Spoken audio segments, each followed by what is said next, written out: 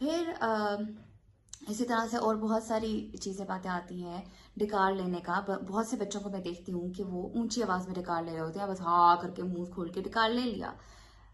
आप उनको मुंह बंद करके डिकार लेना सिखाएं और बगैर आवाज़ के डिकार लेना सिखाएं, कि बहुत बुरा लगता है। मतलब जो बच्चे बचपन से ही ये चीज़ सीखेगा तो वो बड़ा होकर उस चीज़ में फ़र्क ही नहीं कर सकेगा कि क्या ये आदत अच्छी है नहीं अच्छी है। तो ये चीज़ भी बहुत ज़्यादा ज़रूरी है।